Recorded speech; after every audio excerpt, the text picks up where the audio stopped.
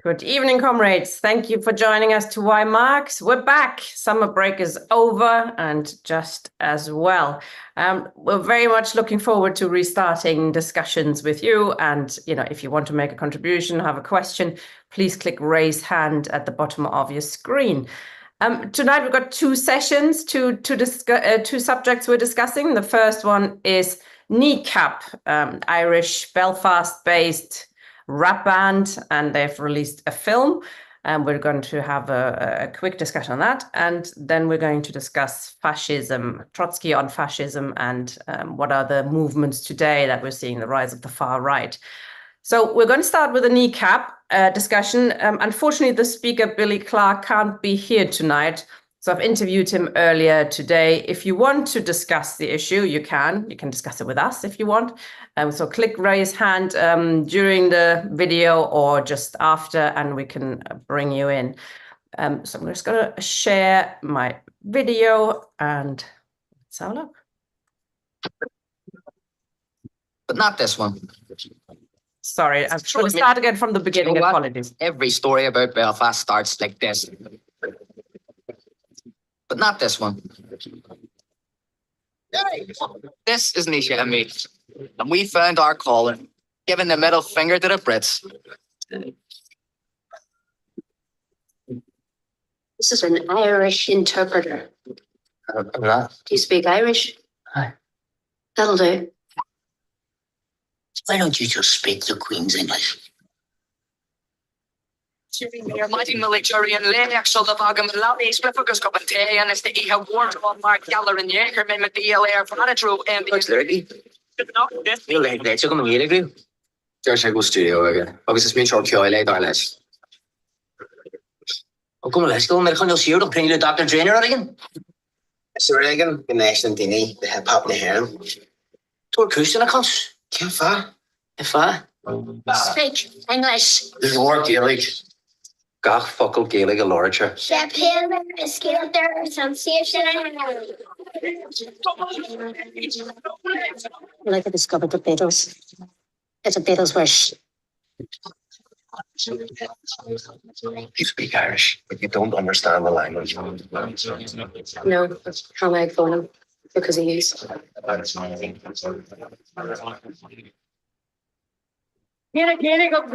now or now. You have a life. Never I can take it all away from you like that. Discrimination, censorship. Don't make me come down there. I'm a hit, double OD, low life. Look at me. No more music. Short hours, feel. Something like that.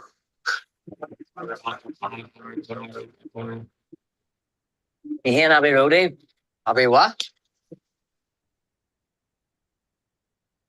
So here to talk to us about this extremely entertaining and political film is Billy Clark. Hi, welcome, Billy. Can you tell us, as an Irish fan, how did you come across them and how do they speak to you? Well, I'm only part Irish, but I have a really strong interest in both Irish traditional music and the Irish language, using it and learning more about it. I have tried to curate my social media so that most of what I see is people who use the Irish language predominantly. So it was inevitable, but I'm not really a hip hop fan. It was inevitable eventually I'd come across them. Kind of every Irish speaker, Irish learner was talking about. And I'm not an Irish learner, but I've come across them, of course, for their political views, etc. Yeah. They've been, causing a lot of havoc. So the film is a sort of fictional origin story. How much of it is true? I mean, the guy, for example, the guy who always wears the balaclava, Provi, he's actually a teacher, or was a teacher, wasn't it? There's some things that are actually true. In lieu of an official biography, I've gleaned most of this from the interviews that they've done, and they've said that they don't want to exactly spell out what is true and what's not true, just to keep a bit of mystery, which I can understand. But there are some pretty interesting things, like you said, DJ Provi or JJ O'Doherty was a school teacher, and he was sacked for his involvement with Kneecap, so that's true.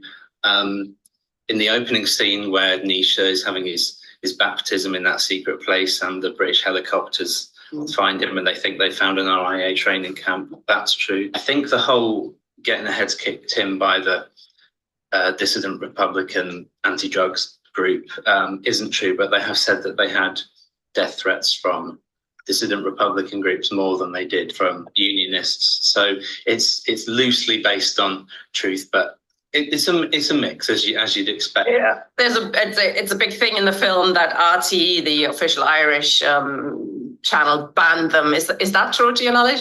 Yeah, Radio na Gaeltachta, which is a radio station that more or less only has Irish language content. I think they can't be on there, which I feel conflicted about because I really like Radio na Gaeltachta. Although there have been some less hostile kind of interviews with them now on television, it's still, not something you really hear about them on RTE, and there certainly was a ban.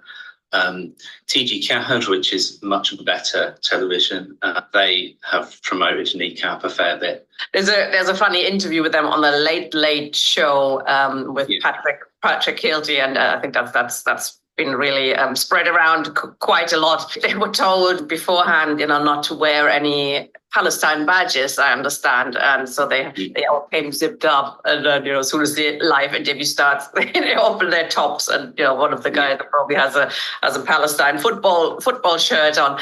So the film concentrates very much on the Irish language issue, but in interviews like that, they've also been very outspoken in their support for Palestine and calling themselves communists and socialists, etc. Do you think that's down to funding, perhaps? What's that the film is sort of all about the language, really? It might be. It has funding from the British Film Institute and Screen Northern Ireland and things like that, which perhaps limits them. I think, though, and obviously I don't think Palestine really comes up in the film, but I think they do well considering those constraints. Like, there are some political issues that they can address, and so given their image and given the accusations against them, obviously they have to try and challenge sectarianism in a principled way. And I think perhaps other than the chief of police, the characters in it who are from a unionist background have quite a positive portrayal. Even the scene where he steals the stick off the flute band and he's running away with it, you don't really feel the threat of that. That's just pure comedy. So I feel like they deal with sectarianism in quite a funny way. The character of Georgia, who I think is a very sympathetic character and is British, and you see her learning Irish at the end as well. Other political issues, I think, obviously drugs is a big one. That's an interesting issue, isn't it, with the drugs, because there's a lot of drugs in the film. It reminded me a bit of Train Spotting. It's also reminiscent a little bit of Monty Python and the radical Republicans against drug abuse. And there's also some other Republicans against drugs, etc. So they are taking the Mickey out of that one. I was watching it and it occurred to me, I think it was implied that a lot of the problems to do with drugs and the violence that stems from it is to do with its criminalisation and the over-policing of it. Most obvious in their songs, obviously their first single, Character, is nearly all about, it references other things, but it's nearly all about drugs. And then songs like Ifiach Lina on their album that came out this year, they're making it pretty clear that they're not going to stop talking about it just because it upsets some people. There's also a character, which is the father of one of the guys, is an old Republican fighter. He's hiding. He's been in hiding for 10 years because of the operation. Which fucking operation is his ex-wife, still wife, asked him, he basically set some cars on fire and stuff. So these guys are, they're modern, young Republicans. They're clearly quite critical of the old methods, but they're still in favor, I guess, of Irish unification. How is that political issue being discussed? So the phrase they're brought up with is every word spoken in Irish is a bullet for Irish freedom. It's a great saying, but they're saying, I think, enough bullets have been fired on the issue and enough metaphorical bullets as well. Not every use of the Irish language, not every promotion of Irish culture needs to be political. It needs, for it to be a living language, it needs to be used for everything, not just for political statements and so on. So I think with their music, but also with this film there. And I think that there's an increase in acknowledgement that whatever form the United Ireland is going to take, it's going to need to have a place for unionists or people from a unionist background to fit into that. They're not all going to go back to Scotland. So, it's going to have to take on some form that benefits all the cultures of Ireland, and I think that's a lot easier. Although they do have the tricolour balaclava and things like that, and a lot of the stuff that they rap about, you wouldn't necessarily assume it. It is still a demand, a united Ireland, get the British out, get the troops out, that they make a big thing, and he's showing his ass with it, in concerts and said Brits out, and they clarify later, we don't mean you, I don't mean you, my girlfriend, you're British, but in Northern Ireland, I don't mean you, I mean the British state out of Ireland. It reminds me a little bit, I was in Belfast recently, and when there's this amazing, massive mural, a very friendly looking mural really, which says Fáilte go bhfuil feisteach here, welcome to West Belfast, and then you go around the corner and there's loads more. But it says like PSNI, Police Service of Northern Ireland, not welcome here, because they've had a couple of murals put up, Kneecap have, and during those they've said and asked all the people there to agree with them, whichever side of the peace war you're on, we're both we're all working class, we're all suffering under the same system. But what kind of communists then are they, to your knowledge? Have they talked about that a bit? I think you tend to find with musicians and artists in general, they are less likely to be organised as communists than other people. This is mostly based on the late interview where they said, we support a workers' revolution, not one based on a God that might not exist, not one based on being Catholic or Protestant or something like that. And I think that's the important point really is, I agree with obviously support for United Ireland, but it's not the case that any old United Ireland will do. It won't automatically improve the strength and the position of the working class. I think in the British context, you could see it as obviously any communist programme should call for the abolition of monarchy and the House of Lords, but that's not going to automatically be a gain for the working class. There are, some places that are republics that you certainly wouldn't want to live. I wouldn't be surprised if they never kind of attach themselves to a particular programme or party, but I'm happy that they have at least said they support a workers' revolution above all else. Absolutely, and it gives the idea of communism a new impetus, doesn't it? If young, cool, rappers use words like that and talk about workers' revolution, that can only be good for us, and it certainly got them onto our radar and into the pages of the Guardian, etc. So they're all celebrating them, which is cool. Thank you very much, Billy. That was really interesting. Oops. It certainly was very interesting. Comrades, if you have a chance to see the film somewhere, go and see it. It really is very entertaining as well as quite good politically. There is actually a Palestine flag in the window somewhere, but I do think they probably had some funding issues in terms of keeping quiet about that issue. But it is very entertaining. If anybody wants to speak about that, put your hand up. I can't see any, so I think actually we're going to move on to our second issue, which is the question of the summer riots, the rise of the AFD, in Germany, Alternative für Deutschland. You got in the Netherlands, obviously run by a right winger. There's been a general rise, and that's been an international phenomena of the right, whereas the left doesn't seem to make any headway out of the crisis of capitalism and is getting smaller and smaller, unfortunately. So we want to discuss a few issues around that. Ian's going to start with a look at Trotsky, what he had to say on fascism, and to find a definition of it. And then Matthew is going to have a look at some of the groups and organizations that have been rising up recently. And then we can have a debate, a discussion with the audience and amongst the two speakers about how to counter fascism, how to counter fascists, wannabe fascists, and the right. So we're going to start with Ian, who's going to share his screen, and we're going to turn ours a little off. Thank you, Ian and Matthew, for joining us. Yeah, I can't see the share screen button at the moment. Bottom of your screen. It's Usually on the bottom, share, the green button. Let me see. Oh, there it is. Phew. No. Had me worried there for a bit. Yes, I like to keep you on your toes. It certainly worked. Well, good evening, comrades. In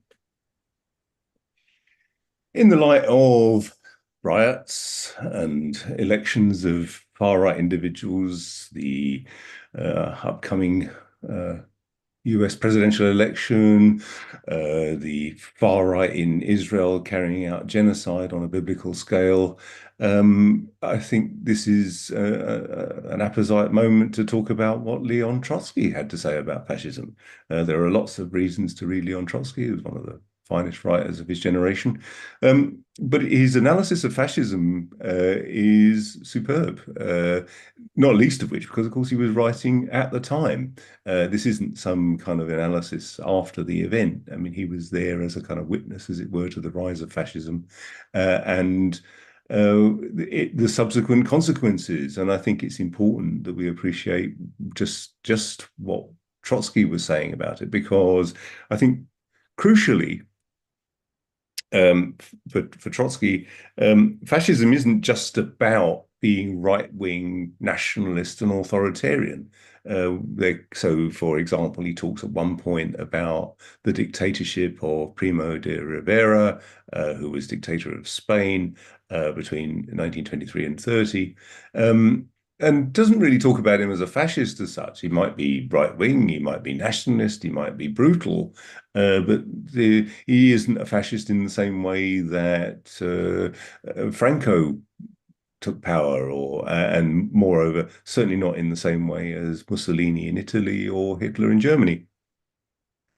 So it's not enough then just to talk about fascism as someone we don't like. The tendency is on the left to just call anybody a fascist who we happen to find particularly distasteful.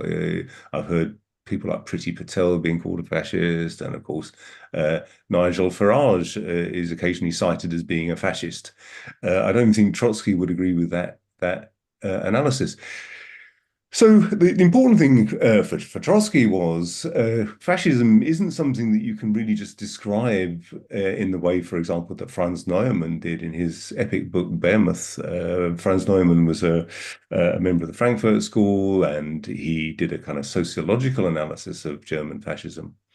But for Marxists, and Trotsky in particular, what was important was to understand fascism as a movement, as a relationship between the classes that were antagonists during the period of the 1920s and 30s. So, for example, we have a situation. I mean, fascism isn't necessarily supported by the ruling class.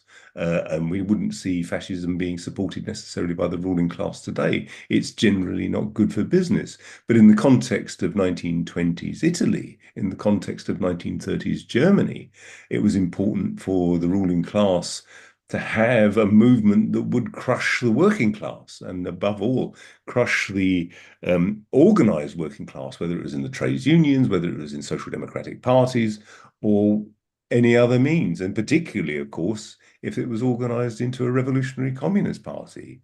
And that's exactly what the ruling class did, prepared to form an alliance with fascism, which Trotsky would argue actually has its mass base in the petit bourgeoisie. So If you're looking, for example, at Italy or Germany, there was a massive peasantry at the time. There was a massive small bourgeoisie, petit bourgeoisie, so shopkeepers, and also interestingly, sometimes in liberal professions, found a great deal of support.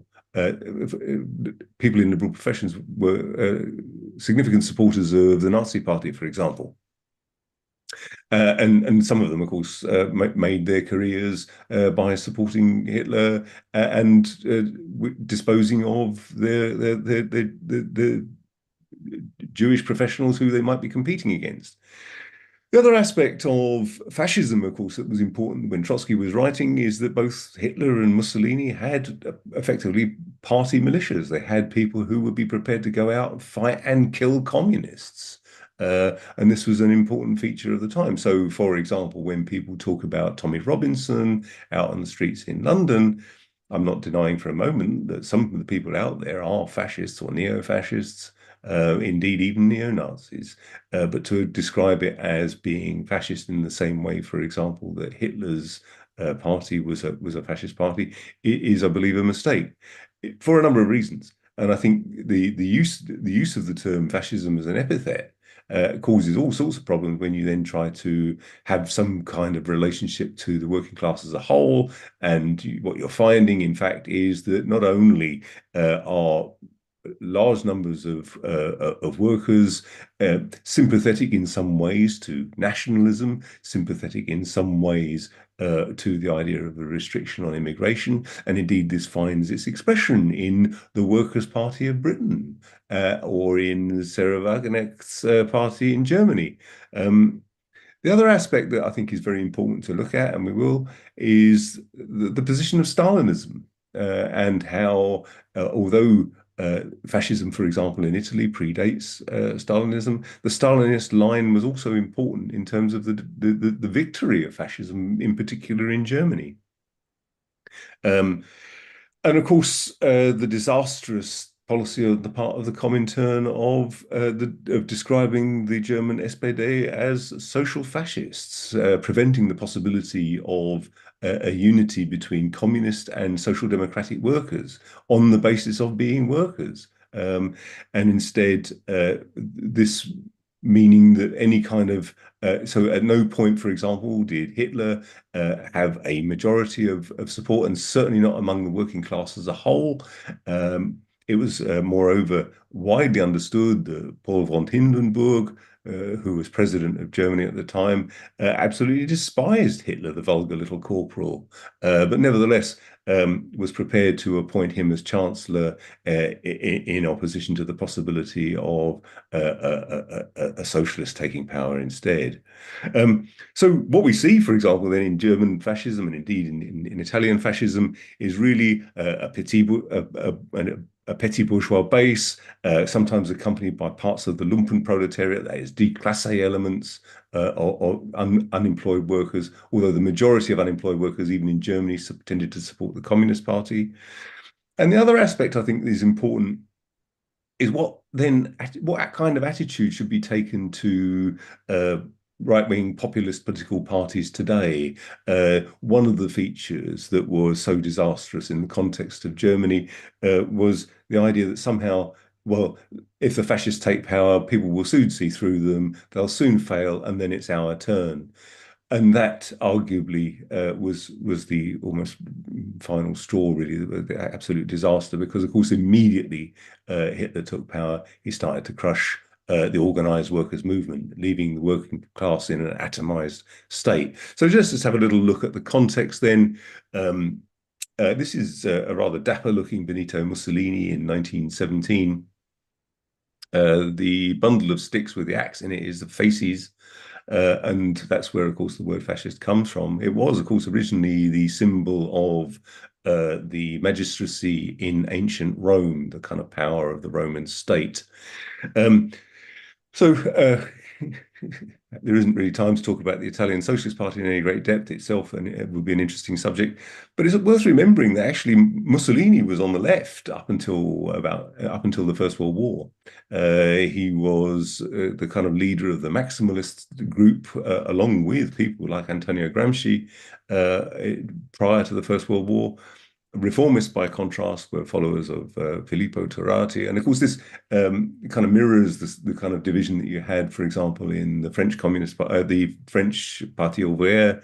And of course, the Italian Socialist Party was almost, well, not unique, but unusual in the fact that it didn't support the First World War. What you tended to get, though, was that those who did, including Benito Mussolini, was that they tended to leave and instead join national syndicalists, using the rhetoric of they'll form a kind of a revolutionary opposition to reactionary regimes such as Austria-Hungary, against the aspirations, for example, of Istria being allowed to be part of Italy.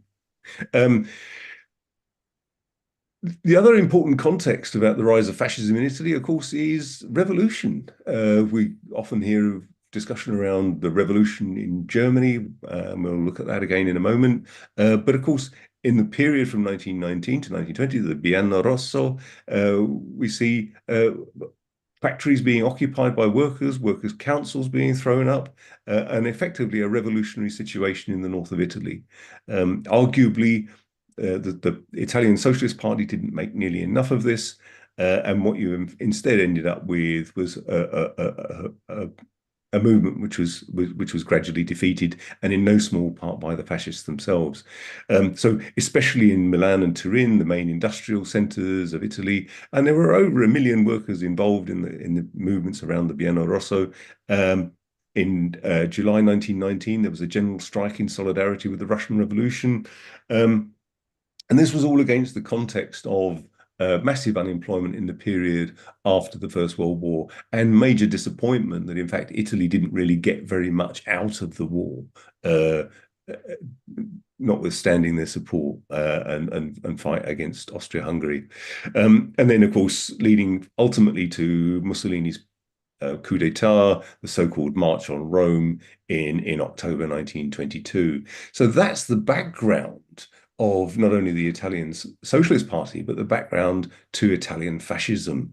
And again, as Trotsky outlined, here is an alliance between people who were prepared to put down a socialist revolution, allied with the petite bourgeoisie, and supported by the haute bourgeoisie as a preferable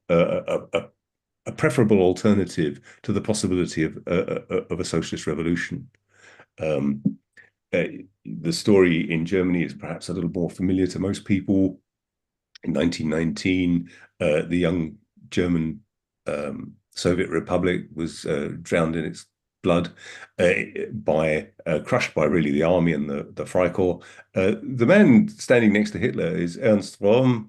Those are his dates there. He was an army officer in World War I, and therefore very susceptible to this idea of the stab in the back theory of why Germany was defeated, and was effectively the leader of what we might call the left of the Nazi Party. And if that sounds utterly bizarre that the Nazi Party had a left wing, here is an example. There were other people who were part of it, such as Gregor Strasser. And the point about Röhm, and he was the Stabschef of the, you're going to have to forgive me, Tina, Sturmabteilung, the SA. So he was leader of that, and subsequently invited into government as Reichsleiter in 1933. Hitler and Röhm enjoyed a very close comradely relationship. Röhm was one of Hitler's oldest comrades. After the SR was effectively decapitated, the SR was never disbanded. It effectively stayed it officially existed right up until 1945.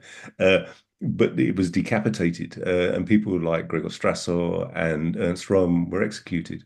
Röhm, as I say, was one of Hitler's oldest comrades, and Hitler prevaricated for days before he finally agreed to have Röhm shot. Ernst Röhm, why I describe them as it were, as the left wing of the Nazi Party, would talk in terms of the need for a second revolution. The first revolution, of course, being when Hitler took power, but the SR were frequently arguing for the needs to for some kind of removal of power from the bourgeoisie, and for that reason, although Paul von Hindenburg allowed Hitler to become chancellor in 1933, the increasingly radical statements of people like Gregor Strasser and Ernst Röhm caused a great deal of alarm with the bourgeoisie in Germany. The price effectively for staying in power for Hitler was to remove this left wing. And that's what we saw in the Night of the Long Knives in June 1934, when they were summarily rounded up and many were shot out of hand. Röhm was held in prison for a few days before finally he too was shot. Against the background of all of that is also the actions of the Comintern. And Trotsky's writings are full of criticisms of the twists and turns of the Comintern in this period. So on the one hand, you have Trotsky's insightful analysis of the balance of class forces in Germany and in Italy, and of course later in Spain, but there isn't time to talk about that this evening. And on the other hand, there is his critique of the Comintern. So the Comintern established in 1919, following the disastrous failure of the Second International, initially under the chairmanship of Grigory Zinoviev, who was, of course, later kicked out of his position, subsequently kicked out of the party in 1927, allowed back in again, and ended up in an alliance with initially with Stalin against Trotsky, and then with Trotsky against Stalin. But then by then it was too late. The point is, of course, that the Communist International itself had a number of twists and turns in the Second World Congress. Among its decisions with the various conditions for joining the Communist International. So one of which was, for example, to expel the kinds of opportunists who had supported the First World War. So for the Socialist Party of Italy was one of the first parties to try and to affiliate, in fact, to the Communist International. One of the conditions, though, was that they should kick out people like Turati. Effectively, then the Italian Communist Party split, and the Italian Socialist Party split, and the Communist Party of Italy was founded in 1919. In the Fourth World Congress in November 1922, we start to see Bukharin formulating theories not only around the idea of this was a little later, formulating ideas around not only socialism in one country, but the importance of the periodization in the period. So the first period being of revolutionary socialism from 1917 onwards, the second period where you have a consolidation. Now, bearing in mind that the Fourth World Congress took place in November 1922, just shortly after Benito Mussolini's seizing power. And so Bukharin, in his analysis of this, was starting to say, well, we've entered a different period, a period of consolidation where the ruling classes were consolidating its position. And you see united fronts being advocated, for example, by Trotsky against, for example, fascism, both not only in Italy, but also in Germany. And disastrously, of course, the third period in the Sixth World Congress in Moscow in 1928, an opposition to reformism being put forward by the International, where, for example, the German SPD was described as social fascist, making the possibility of any united front between the SPD and the KPD, the Communist Party and the Socialist Party, Social Democratic Party, as absolutely impossible. And of course, what you also got was this disastrous policy of saying, well, let the Nazis take power, they'll make fools of themselves, and then it's our turn. Because after all, Hitler's share of the vote actually went down at the point just before he was appointed as chancellor. What we then also see, of course, in the Seventh Congress.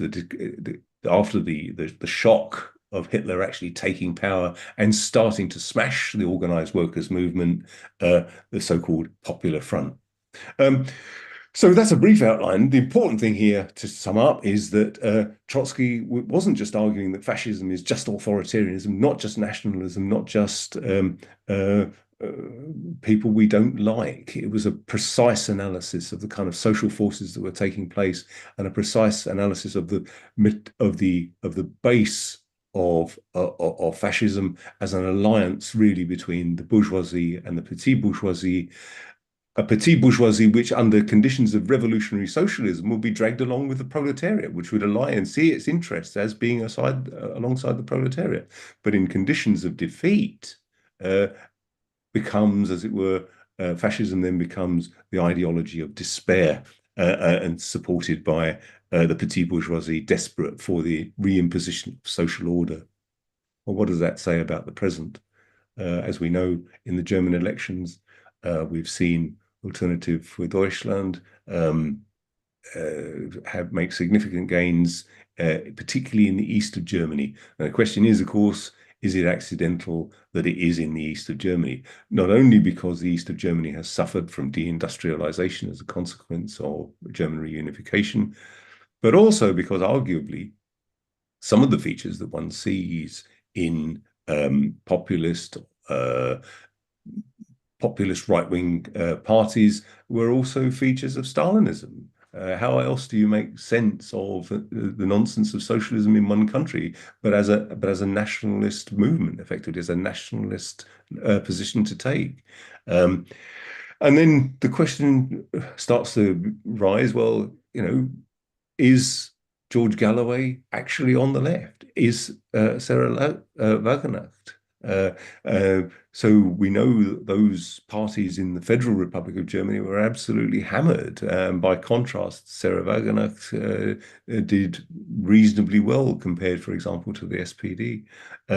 And as we know, very soon elections will follow in Brandenburg, and the Alternative for Deutschland is second in national opinion polls.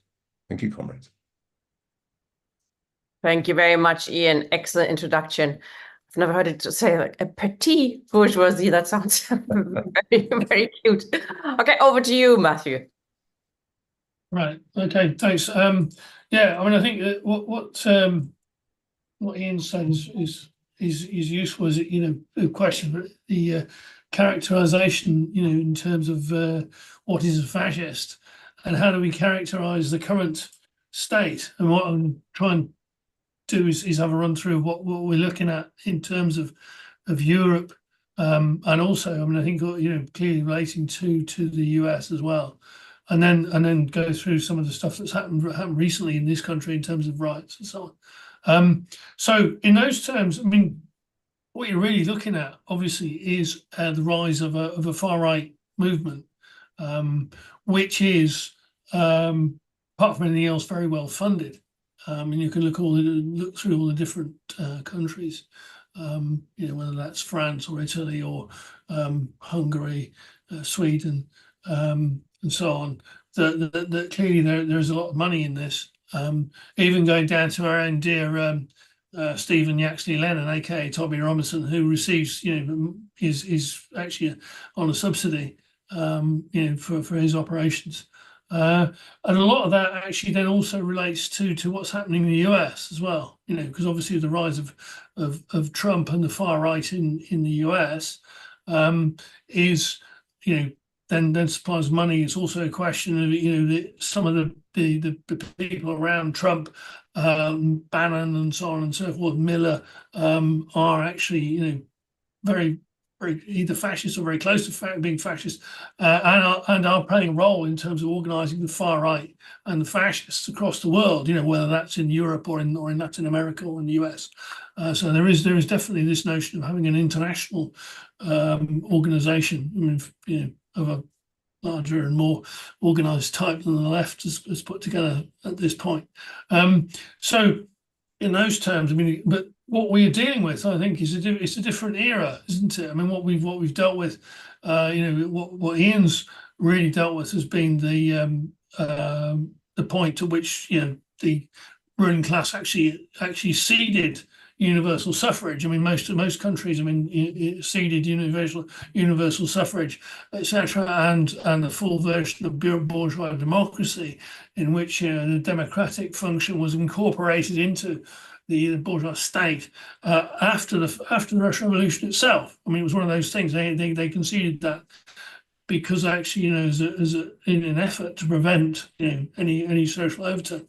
Now, of course, what we're seeing is the decline and the decay of that system. It's quite clear, in which lots of people don't vote, in which people are alienated clearly from the whole system, and you can see why. The kind of things that are on offer, the fact that actually, of course, at the moment, of course, whoever you vote for, you get the same neoliberal crud, and enormous amounts of frustration. Plus, of course, the crushing of systematic crushing of living standards, and now, of course, we're moving towards increasing repression in terms of repression of free speech, organisations, etc., which we can see in this country to a degree, and which obviously is happening elsewhere as well, as the capitalist class moves towards war, moves towards an increasing authoritarian forms of rule just to maintain itself. So, I mean, we see these formations. I mean, they're not. I mean, whether that's the National Rally in France or the Sweden Democrats or so on, or Meloni in Italy, or Orban in Hungary, they're not classic fascist formations. And the classic fascist formations obviously have with them, essentially a street army, which is what Ian was talking about in terms of the SR. For the crushing of the workers' movement and so on. In some cases, these organisations have actually divested themselves of their street army, the likes of the Sweden Democrats or Meloni in Italy. They've actually deliberately got rid of that. Now, I mean, the peculiar one, of course, is Meloni, because I mean, she does actually come from a fascist tradition. She is by sort of political upbringing and tradition a fascist. She actually was against the particularly obviously the guy called Fini, who tried to moderate the fascist tradition, and there was a huge falling out in terms of the Italian fascist tradition, and they basically said, well, you're going against what we believe in, and we'll basically exile you and so on. And so Meloni was central to that, because she was obviously one of the head people, honchos in the youth movement. But as soon as she's assumed power, of course, now she started suing people who call her a fascist. And of course, there's an immense amount of evidence that, of course, that's what she is. It's certainly her political tradition. But it's a different form, as I say, and one in which also, of course, the other thing it relates to, in particular, as did to a degree the fascists, the Nazis in particular, of course, is the Zionist movement. Now, Zionism, of course, is a much more significant movement now than it was in the 20s and 30s, in which it was a tiny minority of the Jewish community, which, of course, in itself was far less significant in terms of its economic or political power than it is now. So Zionism actually then, and not just Israeli Zionism, but also, of course, the Zionist base in the US, which is very rich, has played a major role in subsidising these guys, including Tommy Robinson. So we have actual open anti-Semites, people who are, there's a whole series of them, and you can go through, and all these organisations generally have a tradition of anti-Semitism, who are then have this arrangement with the Zionists, which is not strange in terms of how the Zionists, as Tony Greenstein so helpfully pointed out in his book, not different to the relationship the Zionists had with the Nazis either. That of course the Zionists, of course, are quite happy to work with anti-Semites, because exactly the two projects coincide, i.e. the notion that Jews only should live in Israel and not anywhere else. So in those terms, you can see that sort of strange contradiction playing itself out. Now, the thing is, I mean, okay, for facing this different beast. What is it? It has some elements of fascism, but not certainly all of them. And the question really is also, how do you confront it? I think there's also the other thing. The final piece I was going to say, and I'll go through a few slides, I hope, if I can, on the riots. So in terms of, I'm hoping everybody can see that. So in terms of, the thing is, in terms of what happens in the riots in this country, I think the important thing really is the growth of the Reform Party in the election, which of course was promoted by the usual suspects as a racist organisation, as an openly racist organisation, gets 4 million votes, is allowed to basically walk over a lot of electoral laws. I mean, for instance, here in Glasgow, they stood those candidates. Nobody's ever seen these people. They may not exist. They gave false addresses to stand. The agent's address given in my constituency was the hardware store up the road from me. And this is clearly permitted, because obviously if the left did any such thing, there would be an absolute outcry and people would be prosecuted and so on. But this is fine, because obviously this is a force which is of use.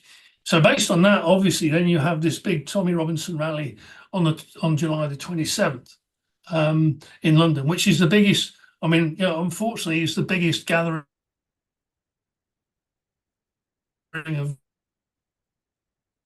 racists, and the counter isn't exactly built huge, and is certainly much smaller than the actual rally, which is probably estimated between 20 and 30,000 people. And this gives the group, obviously gives them heart that they can fill Trafalgar Square per this picture.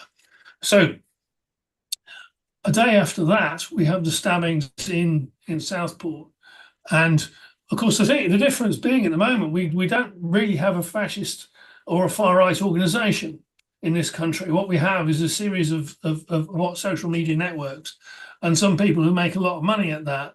And even some of this stuff was run through Channel 3 operation, which is based in Pakistan.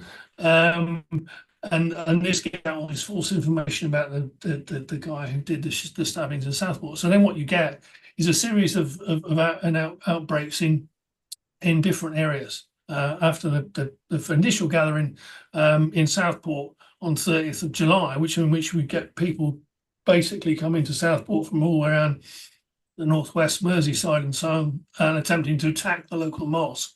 So that pattern then repeats. And we can see that going through the country. And so in some cases they're opposed, and we get turnout, particularly I think through the Stand Up to Racism, which of course is the front. I'll be interested to know what people actually know of the operation of Stand Up to Racism in England. Certainly here in Glasgow, it's basically viewed as a very disreputable organisation because of its relationship to Glasgow Friends of Israel, widely loathed in the Palestinian movement and on the left because of that. And if people want to ask questions about it, I can go into more of it. So what we see then is a series of these riots, basically targeting either mosques or hotels in which people are being accommodated as asylum seekers. Essentially, what you're seeing also, of course, is a rising that's based on alienation, on communities, and which is not actually interestingly youth based. I mean, there's a whole you look at the number of people who've been arrested. I mean, the age range is amazing. I think there was one guy in his 80s was actually convicted from these riots, and numbers of people in their 50s and 40s and so on. So it wasn't. Although, of course, obviously you see kids as well, because clearly it's exciting and the rest of it. So then run through different. Now, I'm hoping this is going to move.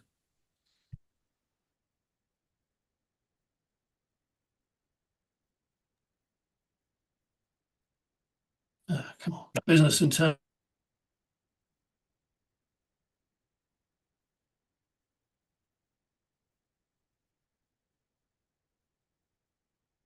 Matthew, are you stuck?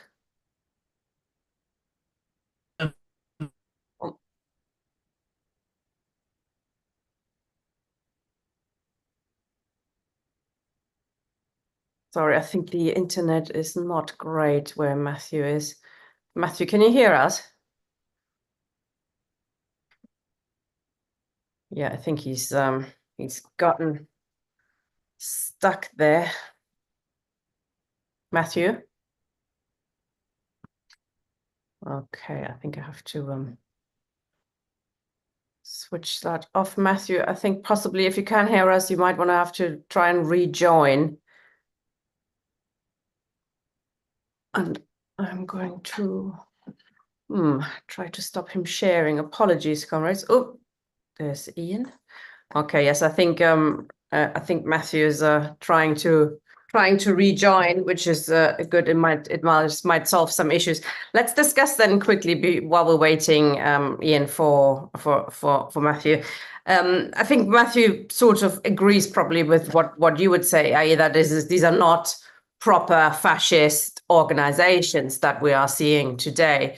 They have some fascists in them, but you've been saying it's important to have a clear definition, presumably because, you know, once the real thing comes, we want to have being able to have words to describe what's happening. So where do you see like the biggest issues are? Why wouldn't you call today's protests fascist, or what would you call them? Are they right-wing populist movements, perhaps?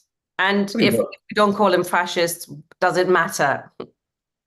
I think right-wing populist is pretty good. I mean, it's a reasonably good description of what you see. I think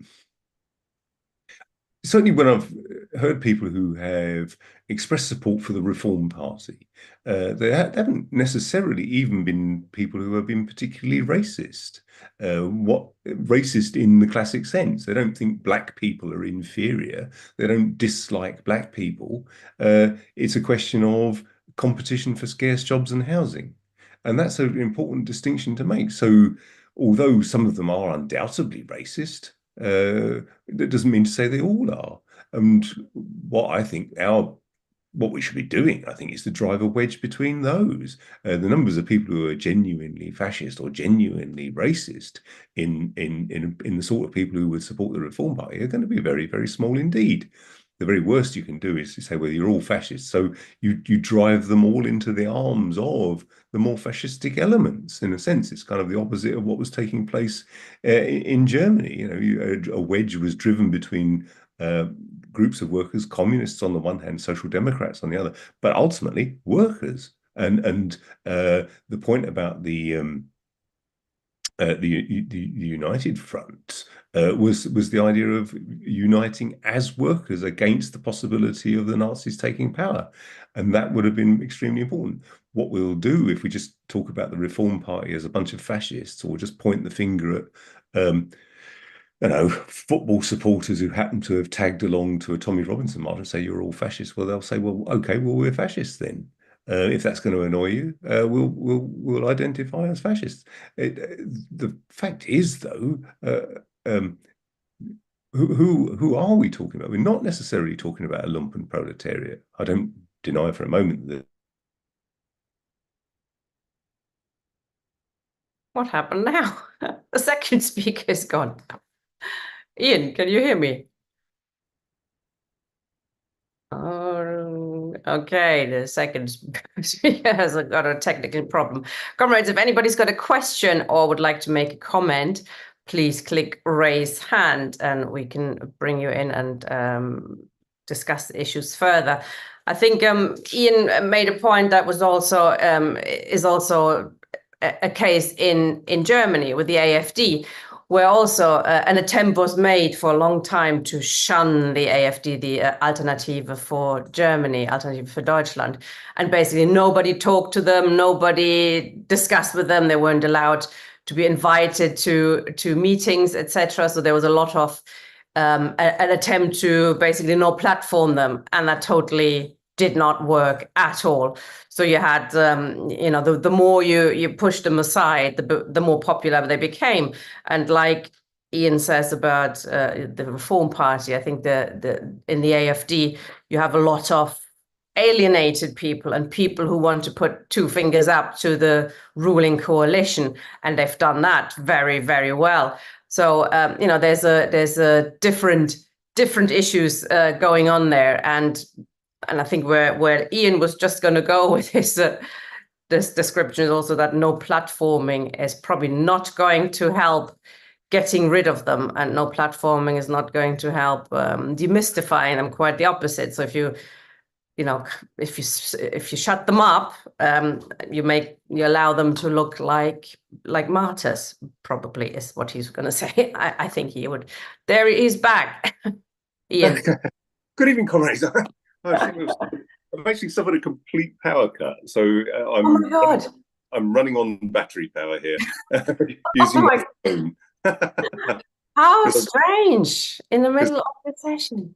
Yeah. It's a fascist national grids. Absolutely. So I was just there's a couple of comments who want to come in, but just to clarify, I mean, in terms of no platforming, and that's probably where you would disagree with Matthew and probably some people in the audience as well. So an attempt was made in Germany to no platform the AFD for many years, and it basically, I think, led to the opposite. They became more popular. What do you think about the idea of no platform? And we're talking about as well the left. Should we shun them and not talk to them at all? I'm wholly opposed to no platform policies. I should just explain perhaps the background to my opposition to them. I was very active in student union politics when I was at university in 1984 to 1988. No platform for racists and fascists was a common theme in student union politics, and one which I supported at the time. I supported it on the grounds that the fascists that were on campus were likely to physically and in other ways intimidate people from international students and so on. However, there was a moment at what was then the Sunderland Polytechnic, which I think had come under the influence of the Socialist Workers' Party, and the no platform policy was enacted by the Sunderland Polytechnic Students' Union to effectively disaffiliate the Union of Jewish Students on the grounds that because they were Zionists, that they were therefore racists. Now, the problem about that, of course, is that once you start disaffiliating people, or you start withdrawing the right to speak, then what you get eventually is that it's applied to the right. In practice as well, what happened was there was some fantastic debates, and the people who were most passionately opposed to what was going on were those anti-Zionist Jewish speakers who came along and denounced Zionism. And of course, these are the people now who would be dismissed as the wrong sort of Jew. These are the people now who would have their right to speak removed from them. So I developed my opposition to no platform policies then, and nothing has happened since to change my mind on it. So it is, I mean, as socialists, we believe in majority revolution, when we don't believe in a coup of a small minority of hardened communists. We actually want the majority of the population to be behind it. And the majority is clearly at the moment not behind socialism. So we actually need to win them over. And I think that's what makes an opposition to no platforming quite important, that we actually talk to people and try and change their mind. We might not change the mind of Tommy Robinson. I mean, he's lost, I would have thought. But some of the people who look at him for answers, if you organize a debate and you show that he doesn't have answers, then that's surely a good thing. You've gone now almost entirely black, because it's dark outside, isn't it? And I've actually gone to try and find a torch. Yeah, or some candles or something. Well, you go and find, oh, look at that. Oh, like a ghost. No, actually, that looks okay. That looks okay. If your battery keeps going. Yeah. Did you want to say anything else on the issue, or shall we bring some comrades in from the floor now? Yeah, certainly bring some comrades in on the floor, but I agree with what you're saying. I think that the last thing we want to do is actually create the conditions for groups of fascist or other right wingers who can feel aggrieved in some way. All my experience of people on the far right, and this includes even Zionists. I'm not saying all Zionists are on the far right, but once they actually get to speak, they reveal themselves for the fools they are. It's very easy to destroy their arguments. And if you have no platform, what's your opportunity to do that? Absolutely. I think we might have some opposition to that outlook from the floor, which is always interesting because we like a good discussion. Harry.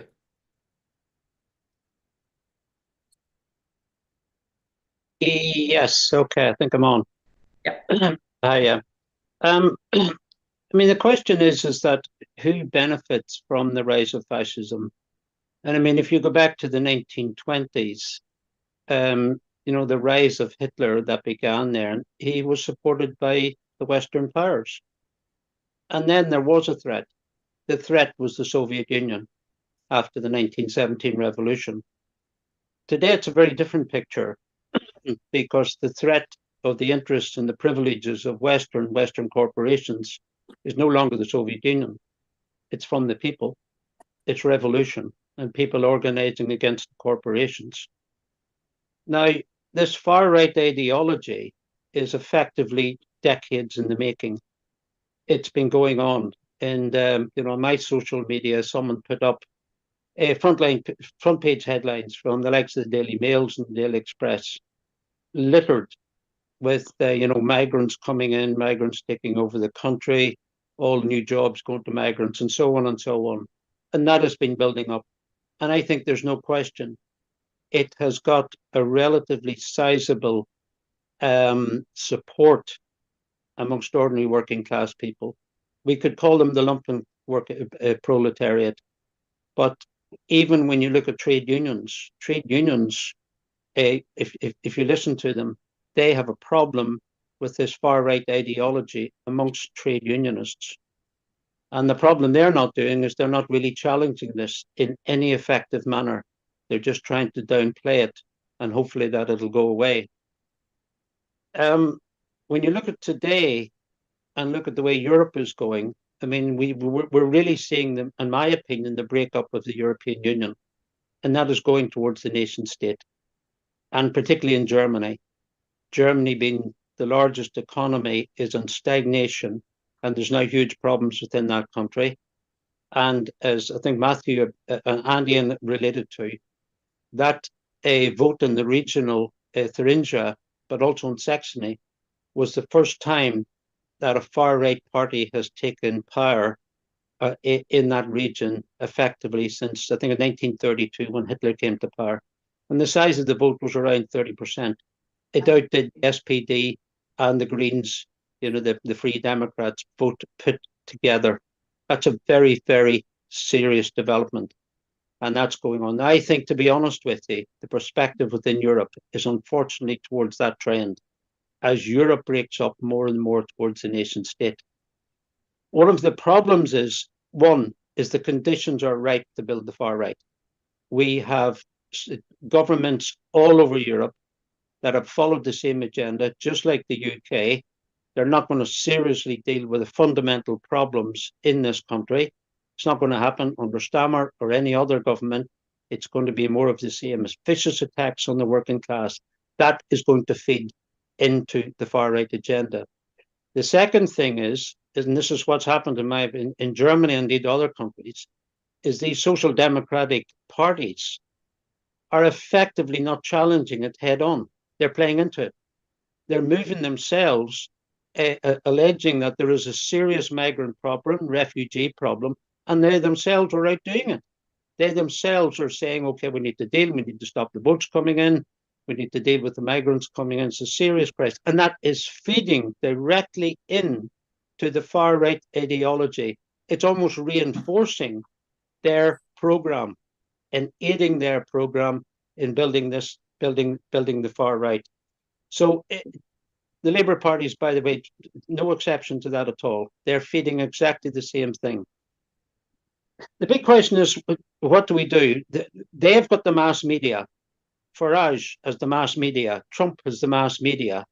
And the mass media are all over that. So they have a direct communication with their far-right ideology. We don't have that. As much as we have is social media at the very best. And we've got to use that with the resources that we have. To me, what we need to do is we need to link up all the anti-fascist groups, link them up as best we can, coordinate, so that at least we can get the message out there to social media. At the moment, we are outnumbering them in any of their protests. Certainly the ones here in Northern Ireland, we've massively outswamped them.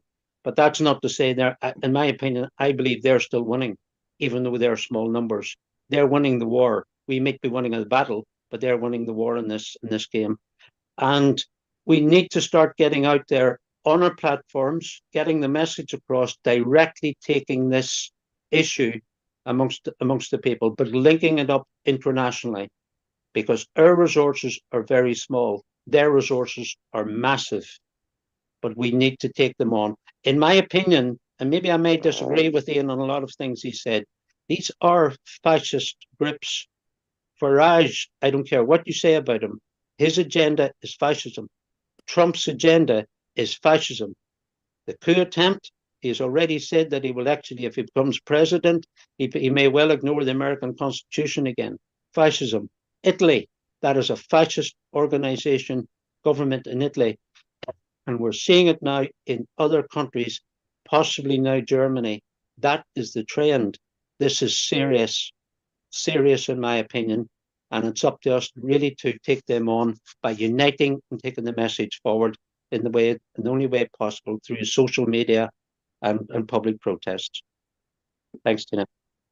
Thanks, Harry. I mean, I would say that we also need to build a political party. The left needs to build a political party with a principled program. I mean, because you look at Germany, the BSW, the Sarah Wagenknecht party, which is sort of the left, is anti-migrants, as is, you could argue, George Galloway's Workers' Party. They are, rather than challenging this, they are feeding the same, the populist answers, the easy answers. It's them who are causing this issue. Well, to me, they should be included in an anti-fascist movement, a political. I'm not sure we're going to ever achieve one political party that's going to stand up against fascism.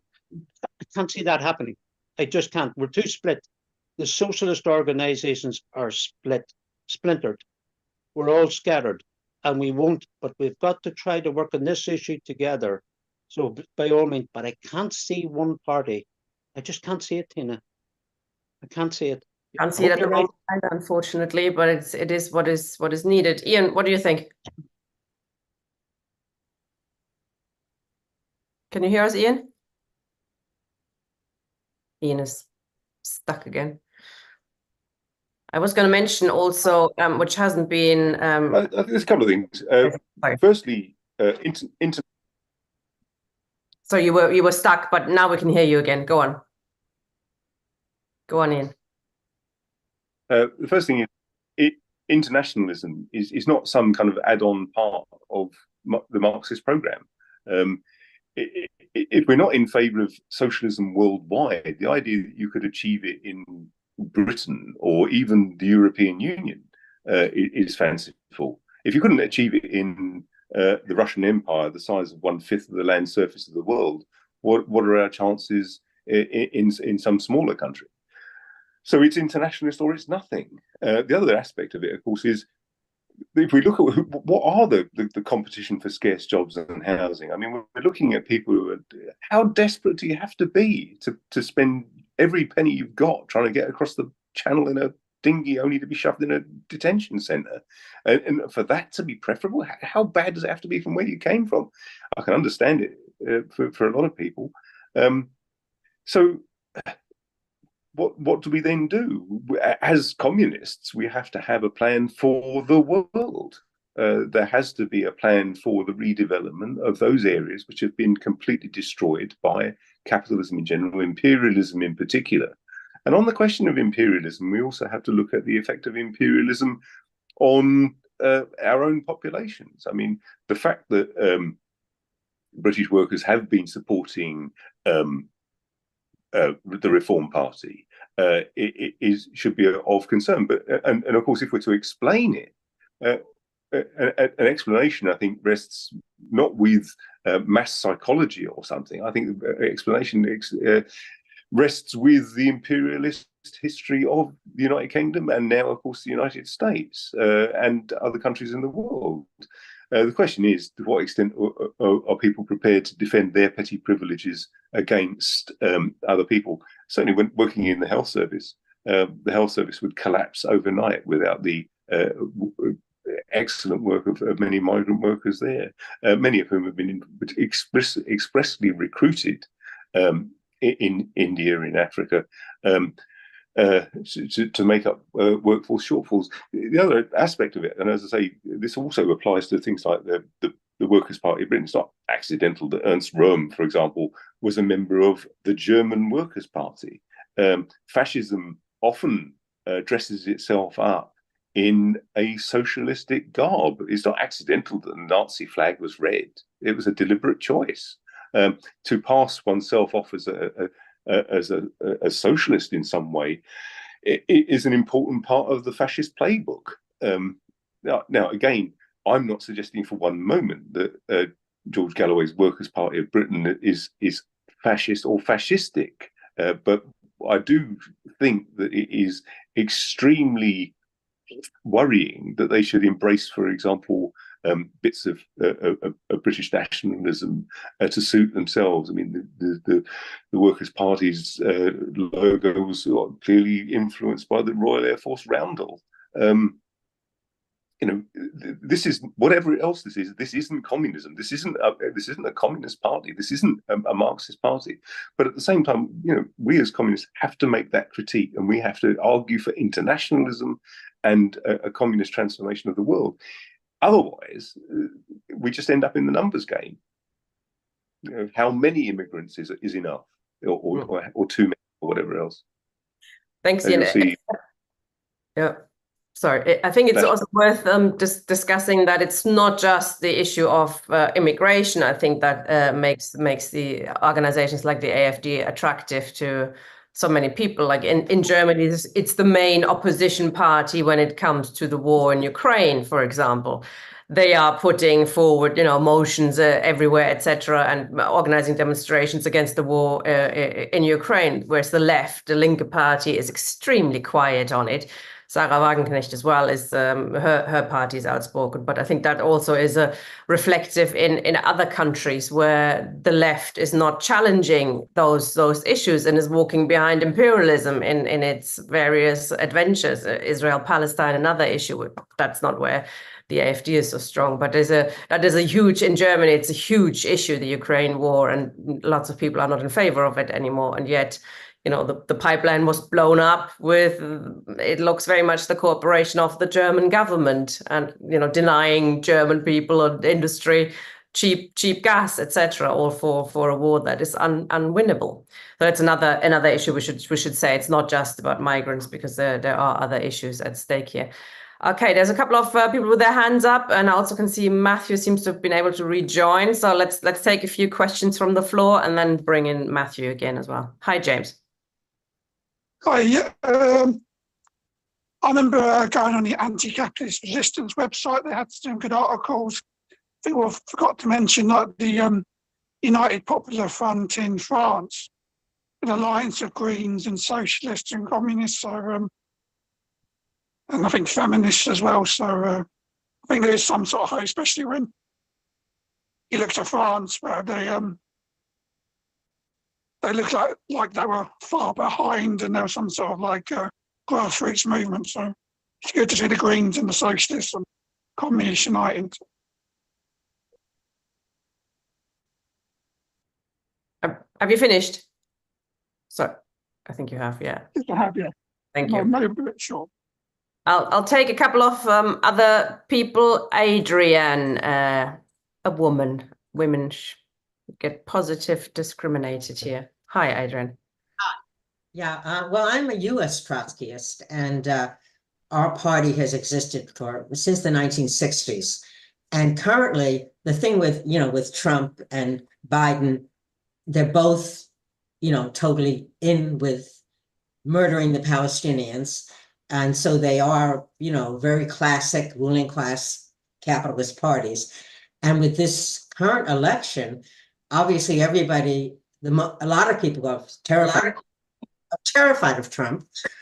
And so it's been our policy has been to try to promote the idea of working for a Labor Party in the United States, which doesn't exist. So at least, you can't tell. Well, we will not vote for Biden or Kamala Harris. We won't vote for, because they're the ruling class. They're like Blair, But the whole thing is that people are Trump, which in some ways is logical, but there really is movement against Trump. But everybody is piling, of course, into the Democratic Party. The Democratic Party is one of the biggest obstacles to the working class because, it's a false flag, I know that's probably not the right term. So I do think that Trotsky's writings on this are really urgent. And the idea of working with the Social Democrats. For us, the Democratic Socialists of America, I don't know if they're exactly, I guess they are social democrats. They believe in voting in. So we need to be working with them. And it's important, I think, not to drive that wedge. On the one hand, to define fascism and not, refrain from it, but not to just call, as you're right, the left calls everybody fascist that they don't like. And the particular definition is very important. So that's what we're trying to do. We have a meeting on this Sunday of people who went to the Democratic National Convention, to protest against Kamala and for Palestine. So that'll be this Sunday. And I actually put it in the chat. People can link in online. And it's a very fraught time. I'm Jewish, and Zionism has turned into it never was anything really progressive, but it's turned into its total opposite, being Jewish. It's because it's got the ruling class behind it. It's the ruling class all over the place. We got to take them down. And I know that you all know that. And I don't know what else there is to do, but I think socialism and feminism are just completely crucial to promote and not to, give in to the sexism and misogyny and people who are just, desperate for any answer, even if it doesn't help. I don't know if that helps or not, but, it's quite fraught times here in the United States as it is everywhere. Thank you, comrade. William. Right, well, I wanted to get in on the discussion on Kneecap. Oh. I live in the north of Ireland, but I don't live in the occupied zone of the north of Ireland. I live in Donegal, which is the most northern part of Ulster, and it's also a Gaelic-speaking part. Kneecap has been going around for about 15 years now. They were quite a young group when they started off. They've come out of a nationalist ghetto in East Belfast, Ballymurphy and places like that. They speak Gaelic. Now, that's because Gaelic is an anti-establishment language in West Belfast. The PSNI can't speak it. And if you don't want to coerce with the, or speak with the, converse with the PSNI, you use Irish. And then they had a campaign for true language rights. Now, it is, when they say it's a bullet against British imperialism, it most certainly is.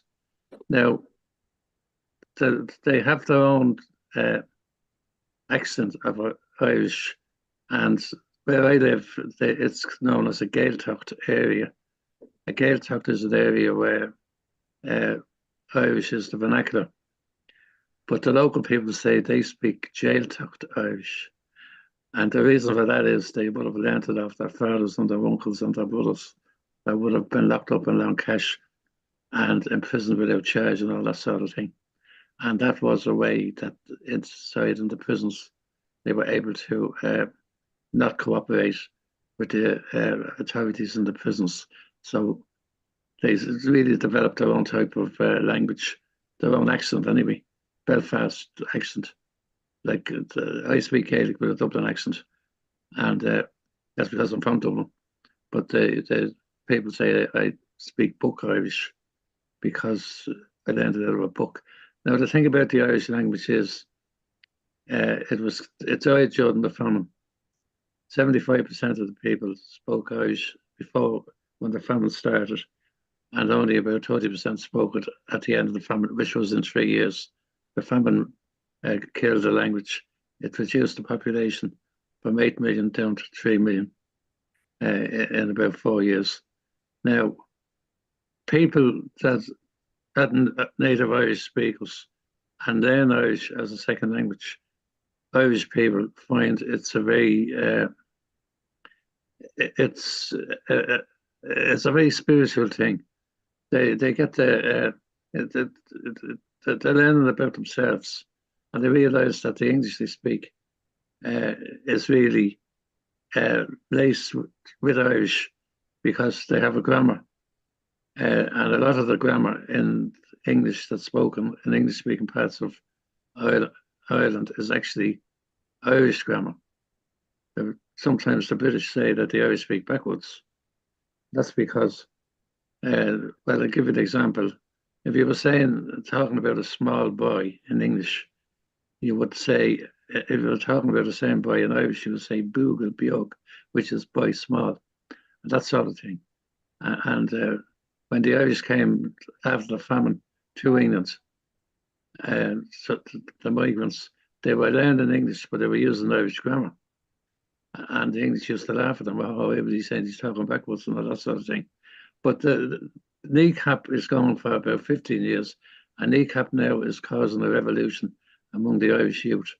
I even see the young people in this area, which is a very rural area, going to see the film. They've decided that the youth club has decided they've been in contact with Kneecap themselves, with Kneecap themselves, and they're getting permission to show the film in 2 weeks' time. And then they're going to have a big discussion on the Irish language. The people who control the Irish language, the so-called revival of it, do it, big establishment people. They get a lot of grants and all things like that. And they alienate the youth. And that alienates the language. But now, what Kneecap is after doing is after breaking the ice.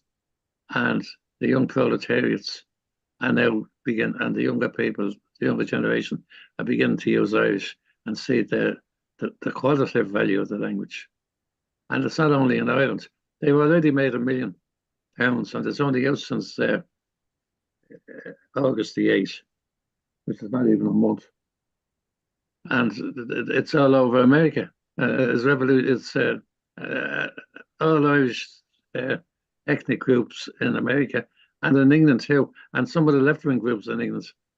Now, you said what kind of anarchists are they, or what kind of communists they are. I would put them down as anarcho-communists. They're anarchists. Though they're not conscious anarchists, but they're spontaneous anarchists because they don't believe in discipline of any description. Now, all of the things, the drugs and all that is involved in the film, they are reflecting on their own youthful experiences. They're no longer youths. I'd say they're all in their 30s now. But when they were in their teens, they were up again, the paramilitaries. That's where they got the name Kneecap. Because if they were opting out of, they weren't getting involved in the armed struggle, or they weren't getting involved in the politics. They were getting involved in the social issues. They were vulnerable to the drug culture that all of the youth in Britain and Ireland are vulnerable to. Like when I was young, dragons of cider was the only thing we ever had to worry about. But now there's heroin and ecstasy and all these other things. And that's why they call themselves Kneecap, because the paramilitaries were trying to discipline them, because there was no police force in West Belfast. Like if someone broke into your house in West Belfast, you didn't ring up the RUC or the PSNI as they're called now. You went to the local branch of whatever paramilitary group, the Provos or the Stickies or whoever, and you told them, and they investigated it, and then they ended up kneecapping the delinquents that robbed your house. So Kneecap is creating a cultural revolution in Ireland, and I'm absolutely enjoying it, even though I don't like their music at all. I was just going to ask you if you're a rap fan. I think it's great. It's very good music, but thanks for that. I didn't know they existed for 15 years. They do look really, really young, but that's They're in their 30s, so I would say early 30s at this stage. Yeah, cool. Thanks, Brian. Sorry, William. Okay, we have one more person with their hand up, which is Victor, and then we can finish our discussion with Matthew and Ian. Yeah. Victor, hello. Did a restart on it, so. Hello, I hope you can all hear me.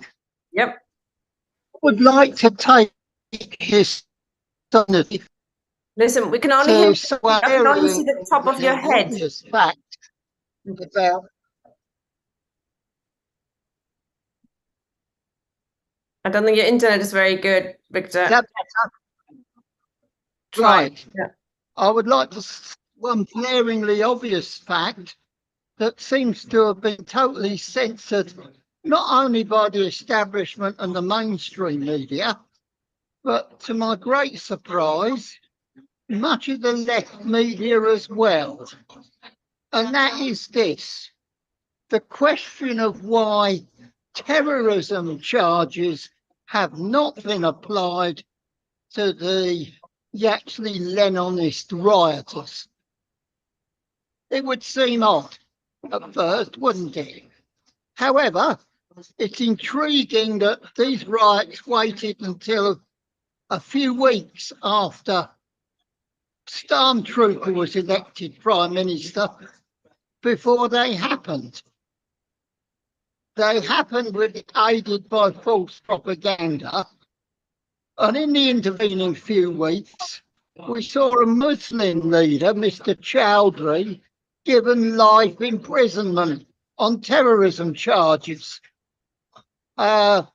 Nobody seems to know exactly what terrorism he was involved in, whether he attacked a mosque, whether he set fire to a police car, a station, destroyed a library. Nobody seems to know, but it must have been grievous terrorism because he got life imprisonment for it. We've also seen journalists who report on Palestine, like Mr. Medhurst, arrested at Heathrow Airport for terrorism. And there's another person who's been arrested for terrorism, someone who reported what's happened in Palestine. But clearly, none of the actually Leninist rioters are in any way being charged with terrorism. I would suggest the explanation is quite simple. You may remember when some East London Muslim youths went to join the Islamic State, their parents were charged under terrorism for sending money to help fund them so they could have money for food. And I would suggest the reason why Tommy Robinson's mob are not being charged with terrorism is that if he were charged with terrorism, then the Zionists, the Middle East Foundation, who fund Mr. Robinson and pay his legal bills and fund his organisation, would also be liable for charges for funding terrorism, in the same way as the parents of these kids who went to live in the Islamic State were charged with terrorism. And I'm glad to have been afforded this opportunity to say this, because it's never else been mentioned on the media for some obscure reason, not even on the left-wing media. So thank you very much for this space. All right, thanks, Victor. Okay, let's bring it back to our two main speakers. Matthew, I'm not sure if you were able to listen too much. Ian dropped out as well with a. No, I know. Sorry, So, I mean, did you hear anything of the discussion? Would you like to reply or finish well, bit of your very much the discussion? I just think that we're not dealing with the classic fascism, are we? I mean, we're dealing with something different. I mean, obviously, it is something that the ruling class itself is using. I mean, these guys, clearly, I mean, we can see, I mean, these people are held as being useful, and that everything is being shifted to the right and far right and authoritarianism in any case. And so, clearly that is the process that is going on.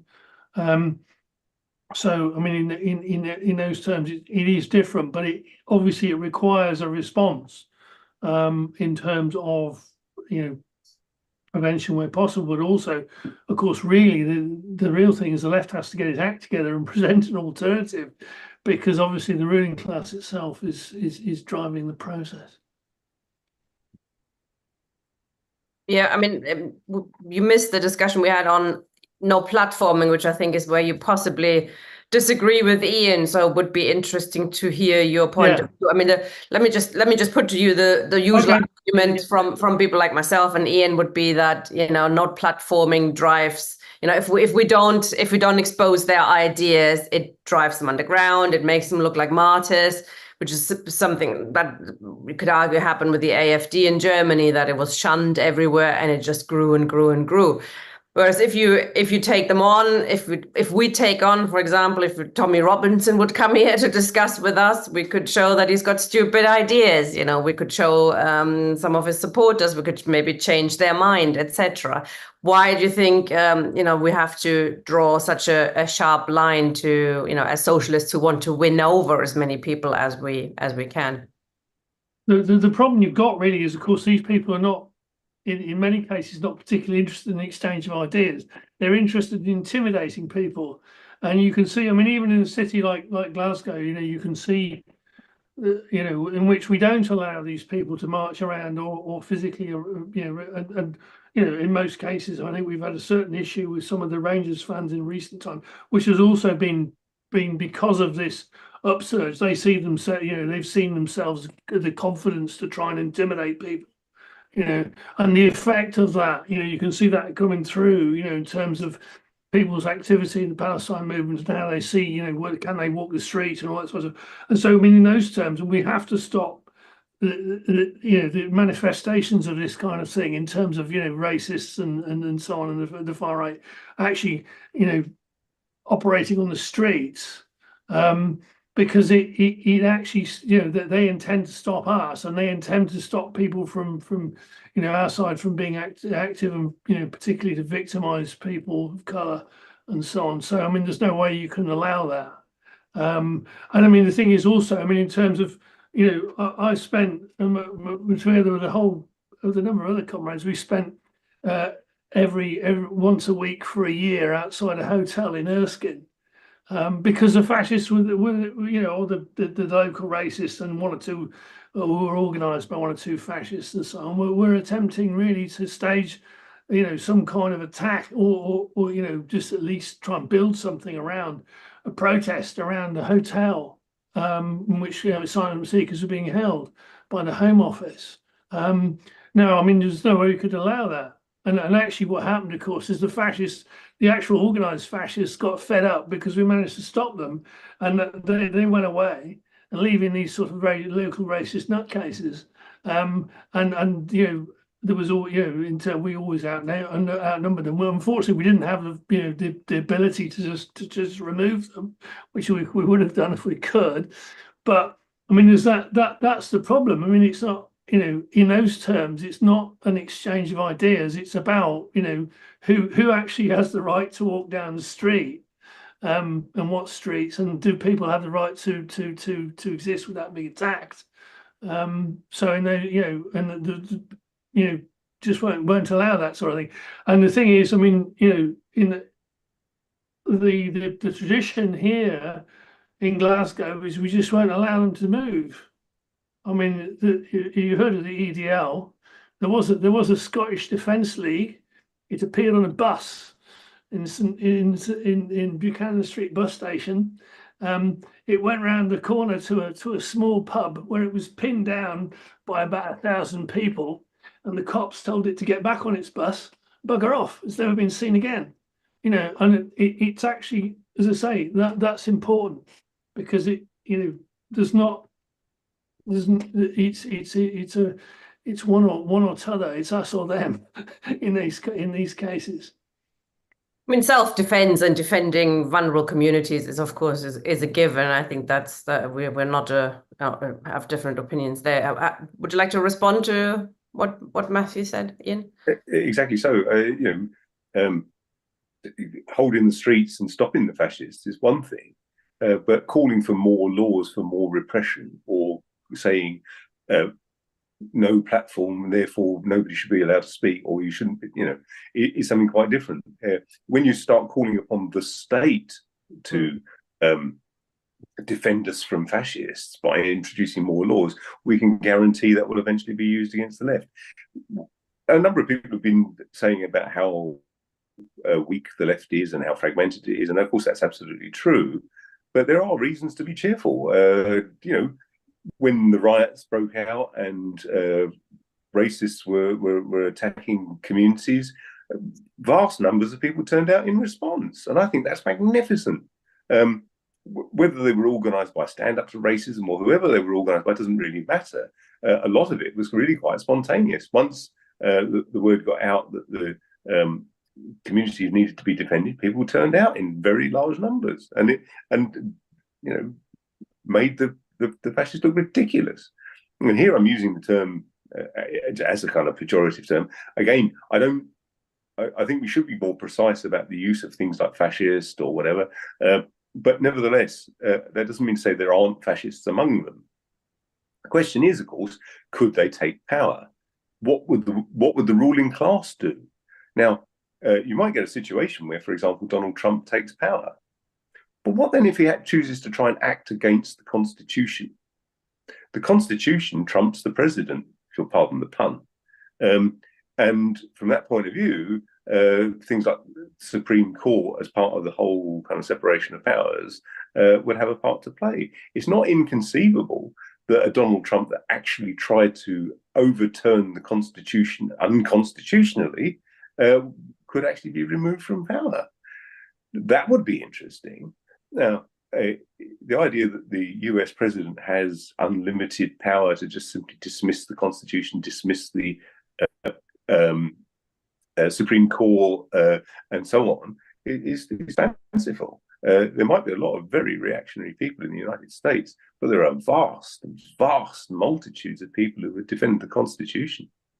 And the same goes for many other countries. The idea that the people like Farage, for example, could come in and sort of dispense with the trade union movement. Well, it remains to be seen. Because that was the big distinction with fascism in the 30s. Once Hitler had taken power, that was it. The trade unions were suppressed. And just to be playful, he allowed the workers the 1st of May off as International Workers' Day, at the same time, on the same day as he crushed the union.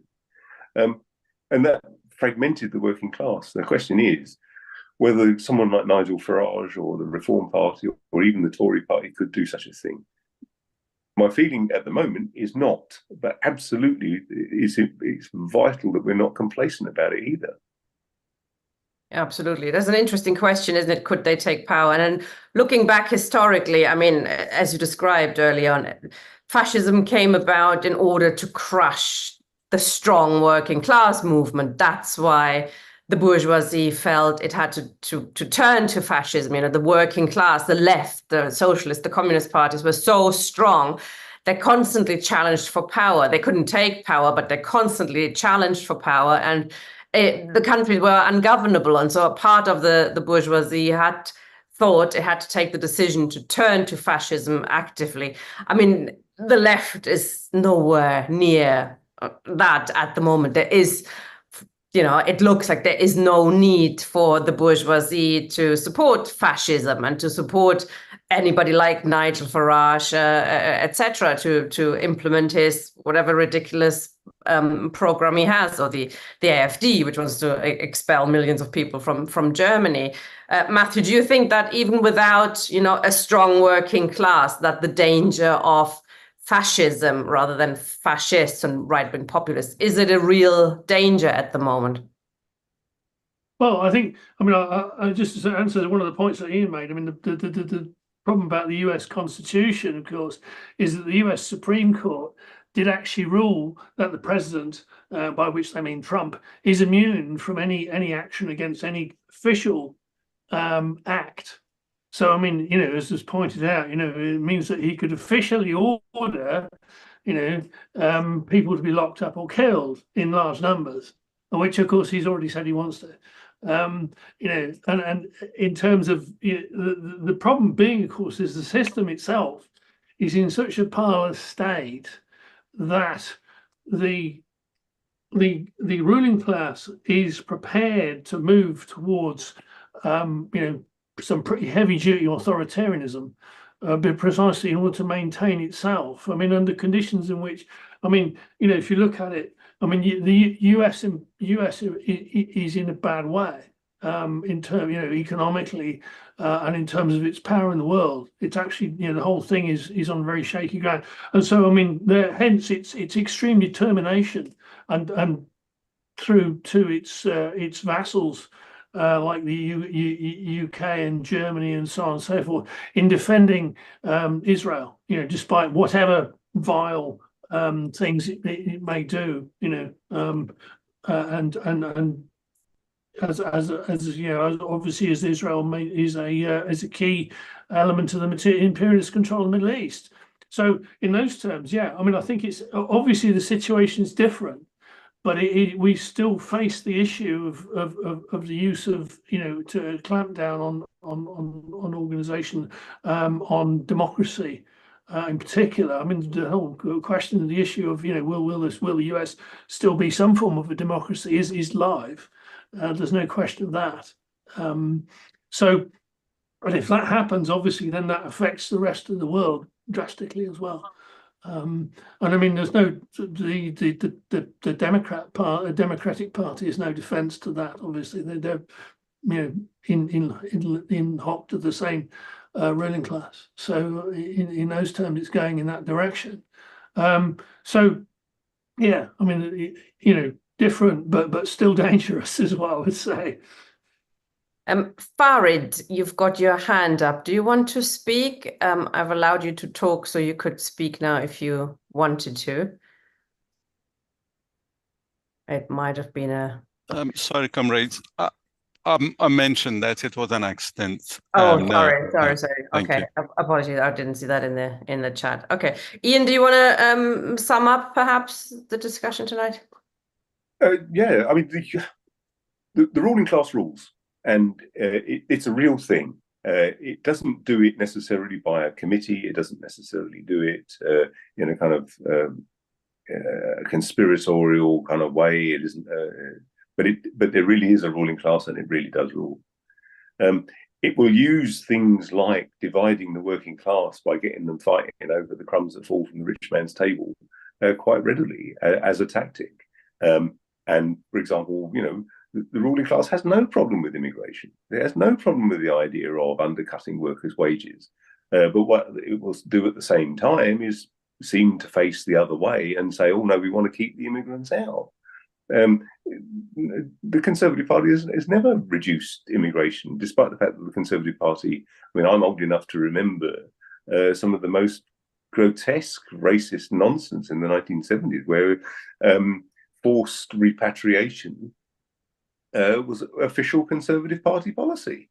But at the same time, the ruling class wants people it can exploit. And without that, you can't make profits. So that's the whole point about the Labour theory of value. Whether Trump, all leaders are indemnified against their actions. So yes, the Supreme Court seems to have handed the possibility that Trump could kind of rule by diktat. Let's see. Indemnifying a leader against decisions. So, for example, the decision to go to war or do this, that, or the other is one thing. For Trump to be able to take power and simply say, well, we're not going to be any trade unions anymore. We're going to deport everybody who's not a US citizen. What's the ruling class going to say when they're deprived of a workforce? What's the ruling class in Germany going to say if the AfD says, well, we're going to deport 20% of the working population? It's nonsense. And the idea that workers would do nothing, I think, is taking pessimism a little step too far. I think, just in conclusion, internationalism has to be at the heart of what we do, and we can't make concessions to those who would use a left-wing sounding rhetoric to reinforce immigration controls and attacks on immigration, because otherwise that plays directly into the hands of the Tommy Robinsons of the world. The only way in which workers can defend themselves is through unity, not demands for no platform, but through workers' unity and workers acting together. No, I agree. I mean, I think that the important thing is, obviously, as you say, is rely upon the working class itself to take action against racism and so on and so forth, and not to say, well, it's the state to say, to ban these people. It's not, because obviously, as you say, it will be used against us first, and is being used against us first. I mean, you can see the difference, in terms of the, if you're a Just Stop Oil person on a Zoom call, you can give 5 years, whereas of course if you're merely burning a police car, that only gets you about 18 months. Although it has to be said, they did impose quite harsh sentences on some of those rioters. Oh yeah. None of them got to 5 years though. No. Thank you very much, comrades. That was an interesting discussion, despite having to battle through some technical issues that both of you bang as if there was some conspiracy going on in the background there. Yeah. But we've managed to discuss some of the key issues. So thank you very much both for coming back on and sorting that out. Next week, comrades, we're taking a look at artificial intelligence. I'm really looking forward to that. We're going to have Michael Roberts, the Marxist economist, discussing one aspect, and Rob Gold, another Marxist, also looking at another aspect of Marxist writing on how he could have predicted that, or what he had to say on all those issues. So that's going to be very interesting. See you hopefully next week. Bye-bye, comrades.